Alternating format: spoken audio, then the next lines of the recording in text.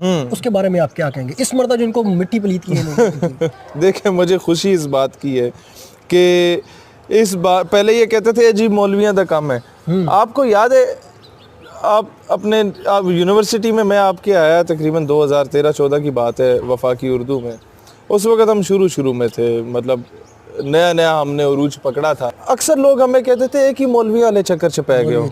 मैं क्या भाईजान, एक बंदा हजूर पीर करम शाह अल अज़हरी रहमतुल्लाह अलैह ज़ियाउल उम्मत का लक़ब, उन्हें जस्टिस का लक़ब उन्हें मिल गया, अपने ता हयात मिल गया जनरल ज़िया के एरा में। हुआ क्या कि उनके पास कुछ लड़के आए हमारी उम्र के, मोनोग्राम उन्होंने लगाया हुआ था हजूर अलैहिस्सलाम के नाम का, इसमें मुबारक का। तो वो उठ के ना उन्हें सीने से लगे, तो साथ जो उनके कोई खलीफे वगैरह या वो मुरीदैन खास बैठे हुए थे, उन्होंने नाराज़गी का इजहार किया। कहते ने हज़रत साहब लड़ाई झगड़े वाले मुंडे ने, तुसी इनू सीने नाल ला रहे हो ते असी आंदे ने, तुसी बह के आधा जिहा हाथ देंदे हो ते असी चुम के चले जाते हैं, एक ही कर रहे हो तुसी। उन्होंने कहा भाईजान, मस्जिद में पंखे के नीचे बैठ के 250 बंदों में ताजदार ख़त्म नबूवत या नारे तकबीर रिसालत लगाना बड़ा सौखा काम है। स्कूल कॉलेज यूनिवर्सिटी में जाके ये काम करना ये बड़ा औखा काम है। ये this is what these students are doing.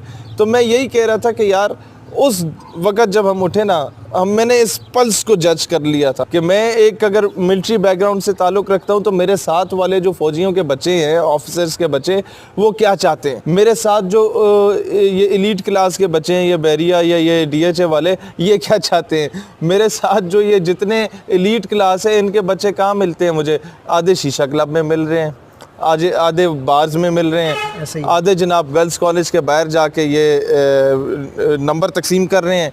मैंने कहा यार मुस्तकबिल में क्या होगा कि ये बड़े बड़े ब्यूरोक्रेट का बेटा, ये जज का बेटा, ये जर्नैल का बेटा, ये ब्रिगेडियर कर्नल का बेटा, ये MNA MP, ये मिनिस्टर का बेटा, ये बिजनेसमैन का बेटा, ये हम चाहें या ना चाहें, he will be at the helm of affairs, he will be among the stakeholders. उसने किसी मकाम पे बैठा होना है। मैं क्या यार इनू पकड़ो, पेंट कोट पाई, टाई पाई, परफ्यूम लाया, मैं घुस गया है ना, ये मूंछों को वहाँ ताव देना शुरू कर दिया, इनके लगा के इनके दरमियान चले गए। मैं क्या चलो यार इन्हें मैं पसंद आ जाऊँ कि यार ये बंदा बड़ा स्मार्ट लग रहा है, देखो लो पूछ लो है की चाहता है। ओके यार, जो भी सिलसिला है, तुम और मैं नहीं निकलेंगे ना इस नोबल कॉज के लिए। आज हम कश्मीर की बात ना करें, आज हम फ़लस्तीन की बात ना करें, आज ख़त्म नबूवत या नामूस रिसालत की बात ना करें, तो लोगों ने लेबल लगा देना ये तो सिर्फ मौलवी या पीर का काम है। मैंने कहा जब ये पेंट कोट और टाई पहना हुआ नौजवान यूनिवर्सिटी या कॉलेज से निकल के सदा बुलंद करते ना, ताजदार ख़त्म नबूवत जिंदाबाद, थरथली मच जाती है मगरिब के ऐवानों में, वो धचका लग जाता है उन लोगों को कि यार ये क्या हो रहा है। आप देखें ना,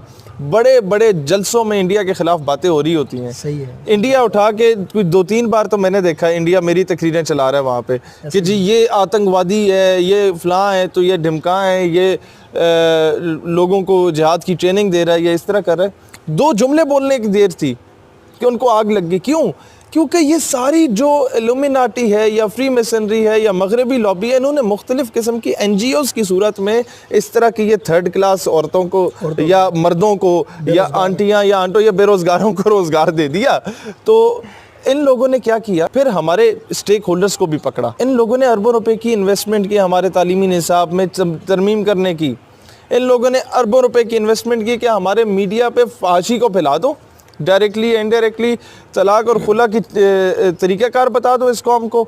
बेटी और जो है वो माँ बाप के सामने बदतमीज़ी करे, बेटा जो है बाप को गिरेबान से पकड़े, ये सारी चीज़ें दिखा रहे हैं और कहा जा रहे हैं तो बड़ी नॉर्मल चीज़ है। एबॉर्शन सेंटर्स को खोलना शुरू कर दो, मुल्क में बेड़ा गर्क करके रख दो।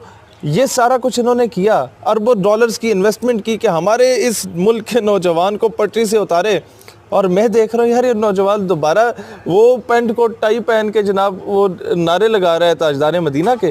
तो मैं हैरान हूँ कि यार हम तो सोच रहे थे कि जब हम लोगों ने 7-8 साल पहले काम शुरू किया, हम तो बहुत छोटे से लेवल पे किया था, बाकी दुनिया भी छोटे छोटे लेवल पे शुरू किया, ये कामयाब किस तरह हुआ। फिर आपको अंदाज़ा होगा कि यार एक जो कहते हैं ना कि गैबी मदद आ जाती है, या आपको एक इनविजिबल पावर होती है जो आपको सपोर्ट कर रही होती है। इकबाल रहमतुल्लाह अलैह ने, जब हम लोग अभी जो आपसे जिक्र हो रहा था हॉलैंड एम्बेसी की तरफ मूव कर रहे थे, तो हमने यही सोचा था कि यार पता नहीं रेड जोन में बंदा किस तरह घुस जाएगा। और वो मजमा इतना था कि दूसरा सिरा उसका नज़र नहीं आ रहा था, और उस पे हमने कोई ख़र्चा ही नहीं किया। सही बात है। 0 रुपए का हमने वो कोई खर्चा नहीं किया। एक वीडियो मैसेज बनाया, पूरी कौम आ गई इस्लामाबाद की सड़कों पे। तब मुझे अंदाज़ा हुआ यार इकबाल सही कहता सी, फ़ज़ाए बदर पैदा करना ये तुहाडा काम है, तुहाडी मदद और नुसरत वास्ते फरिश्तियाँ भेजना ये अल्लाह ताला दा काम है। बिल्कुल तो सर। ऑटोमेटिकली मैं देखता हूँ इस कौम को जितना इस इस्लाम को दबाने की कोशिश की जाती है ना, उतना ही उभर के सामने आता है। उभर के सामने आता है। बिल्कुल ये वकुल जाओल हक आप- व ज़ाकल बातिल। आप ये देखें, नॉर्वे में जो लड़का उठा है वहाँ पर, वो तो कितना ज़बरदस्त प्यारा जवान था, वो किसी यूनिवर्सिटी का स्टूडेंट होगा। देखिए अल्लाह ने काम लिया उससे कैसे। जर्मनी में गया आमिर चीमा, मैं लास्ट वीक गया उधर नेशनल टेक्सटाइल यूनिवर्सिटी फैसलाबाद, तो कुछ लोगों की शक्लें भी बन गई जो ज़रूरत से ज़्यादा पढ़ लिख जाते हैं ना, या पढ़ा लिखना समझने लग जाते हैं अपने आप को कि असी पढ़े लिखे हैं। मैं कि यार मैं तो इधर एक निस्बत से आया हूँ और दूसरी मरतबा मैं इधर आया हूँ, और मेरे लिए सबसे बड़े एजाज़ की बात है, हालांकि टॉपिक मिडल ईस्ट के इकनॉमिकल क्राइसिस का था, लेकिन शुरू मैंने यहीं से किया कि मेरे लिए सबसे बड़े ऑनर की बात है कि मैं ऐसे इदारे में खिताब कर रहा हूँ जहाँ गाजी आमिर चीमा पढ़ के गया था। हाय हाय।